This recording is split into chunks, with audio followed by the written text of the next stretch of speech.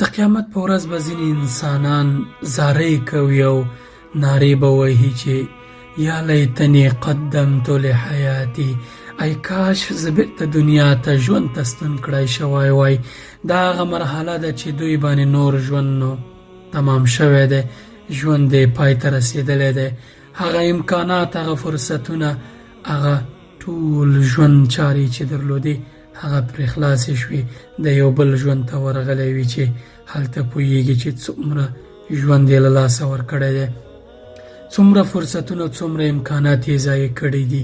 هغه پوهېږي چې دا یې منله چې ژوند به یو ورځ وروستی کېږي، خو غافل شوی و.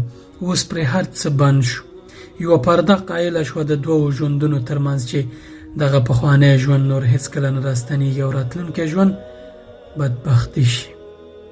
پوهېږئ دغه دنیا کې ډېر امکانات موږ او تاسې لرو، فرصتونه لرو، مالی امکانات، نور فکري وخت، هر څه لرو، انرژي لرو، حوصله لرو، هر څه لرو، خو انسان غافله چې دا هر څه په ساعت تېریو، په ګپ شپونو او په بې پروایۍ تېر کړي.